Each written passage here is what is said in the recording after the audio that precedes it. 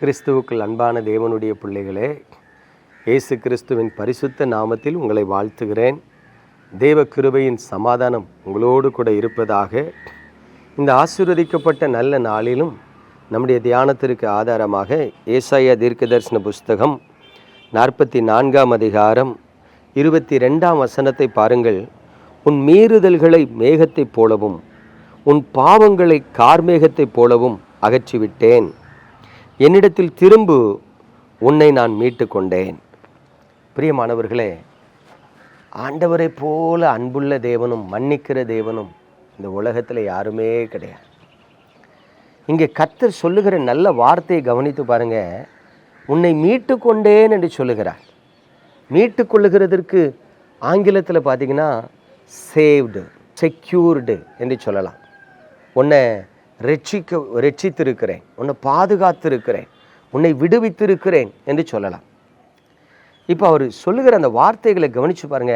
உன் மீறுதல்களை நான் மேகத்தை போல அகற்றி விட்டேன். மீறுதல்ங்கிறது என்ன தெரியுமா?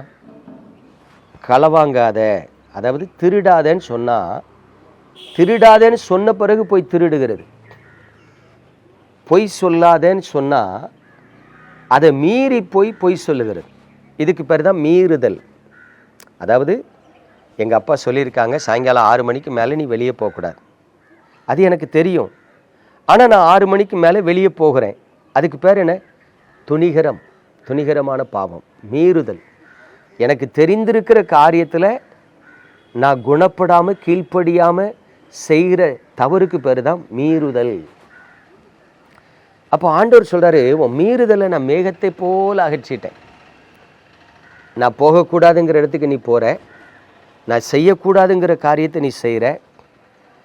அப்போது தேவனுடைய வார்த்தையை அசட்டை பண்ணி ஒரு மனிதன் பாவத்தை செய்கிறதுக்கு பேர் தான் மீறுதல்.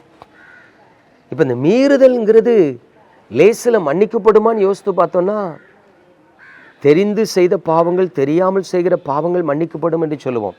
மீறுதல் அப்படிங்கிறது தெரிஞ்ச பிறகும் என்ன நடக்குன்னு பார்த்துடலாம், ஒரு வரட்டு, கர்வம், அசட்டை, மதிக்காத ஒரு சூழ்நிலை, இருதய கடினத்தில் உண்டாகிறது தான் மீறுதல்.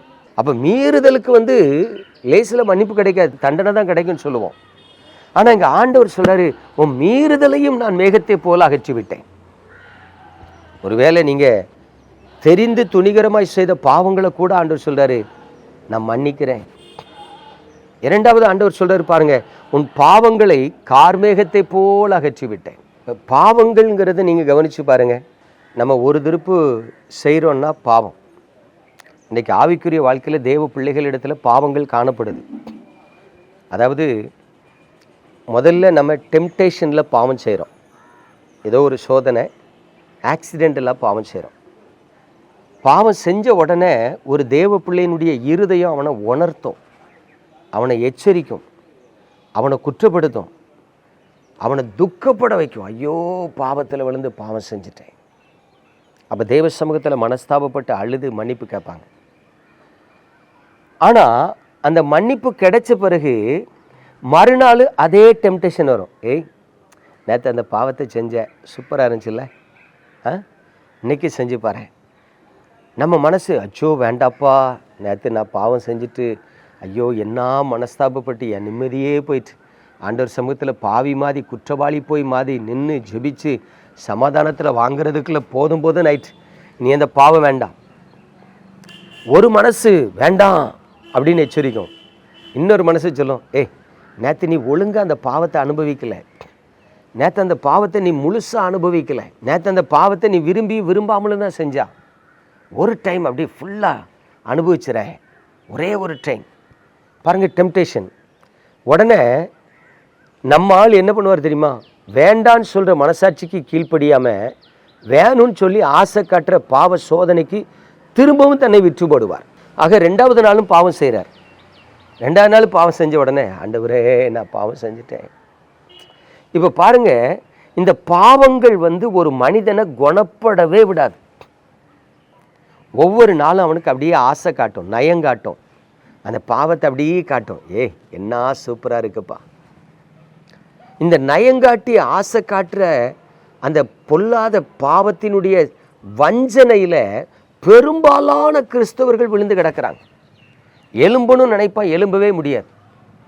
நாள்தோறும் பாவத்தை தேடி ஓடுவான். இப்போ ஆண்டவர் சொல்றாரு, உன் பாவங்களை நான் கார்மேகத்தை போல அகற்றி விட்டேன், நீ என்னிடத்துக்கு திரும்பி வா. அவர் அழகா சொல்றார், நீ செஞ்ச மீறுதலையும் பாவத்தையும் நான் மன்னிச்சிட்டேன்ப்பா, மறந்துட்டேன்ப்பா, டர்ன் டு மீ, என்னிடத்துல திரும்பு, நீ என்னிடத்துல திரும்பி வா, என்னிடத்துல திரும்பி வா, நீ மீட்கப்பட்டவன், நான் உன்னை மீட்டு கொண்டேன் என்று சொல்லுகிறார். பிரியமான தேவனுடைய பிள்ளைகளே, இயேசு கிறிஸ்துவின் நாமத்தில் சொல்கிறேன், ஆவிக்குரிய வாழ்க்கைங்கிறது ஒரு எதிர்நீச்சல். அதாவது இப்போ வெள்ளம் புரண்டு வருதுன்னு வைங்களேன், வெள்ளம் புரண்டு வரும் பொழுது அந்த வெள்ளத்தின் போக்கிலே போகிறது ஒரு நீச்சல். அந்த வெள்ளம் புரண்டு வரும் பொழுது ஒரு பெரிய நீர்வீழ்ச்சி இருக்குது, அந்த நீர்வீழ்ச்சிக்குள்ளே விழுந்துட்டோன்னா அவ்வளோதான், தப்ப முடியாதுன்னு தெரியும் போது நீங்கள் நீர் போக்கில் போக முடியாது, எதிர்நீச்சல் போட்டு தான் கரைக்கு ஏறணும். இல்லைன்னா நீர்வீழ்ச்சிக்குள்ளே விழுந்து லைஃப் முடிஞ்சிடும். அப்போ நாம் வாழ்கிற இந்த கிறிஸ்தவ வாழ்க்கைங்கிறது பாவத்துக்கு விரோதமாய் போராடுகிற ஒரு எதிர்நீச்சலின் வாழ்க்கை. நீங்கள் எதிர்நீச்சல் போட்டால் போதும், கர்த்தர் உங்களை கை நீட்டி பிடிச்சு இழுத்துருவார். அதுதான் அவர் சொல்கிறார், உன்னை மீட்டு கொண்டேன். உனக்கு பலன் இல்லைன்னு அவருக்கு தெரியும், உன்னால் கடக்க முடியாதுன்னு அவருக்கு தெரியும். ஆனால் நீ நீர் ஓட்டத்தில் போகாத, எதிர்நீச்சல் போடு. நீ எதிர்நீச்சல் போட்டின்னா உன்னை அவர் கை நீட்டி எடுத்துக்கொள்வார். இதுதான் ரகசியம்.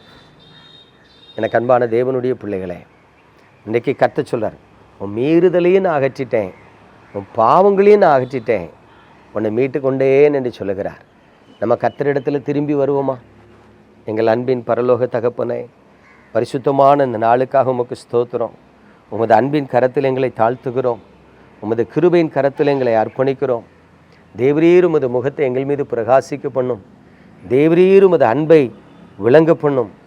இதோ எத்தனையோ ஜனங்கள் பாவத்தின் வஞ்சனையினால் இருதயங்கள் கடினப்பட்டு விழுந்து விழுந்து போகிறதை பார்க்கிறோம். எத்தனையோ ஜனங்கள் மீறுதலினால் ஆண்டவரை மீண்டும் மீண்டும் ஆண்டவரை தங்கள் ஆத்துமாவுக்கு கேடுண்டாக பாவங்களை செய்கிறதை பார்க்கிறோம்.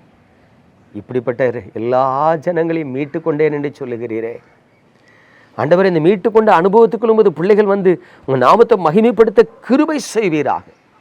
உமது பலத்த கரத்துக்கும் பரிசுத்த கரத்துக்கும் இந்த பிள்ளைகளை ஒப்பு கொடுத்து ஜெபிக்கிறேன், இயேசுவின் நாமத்தில் பிதாவே, ஆமென்.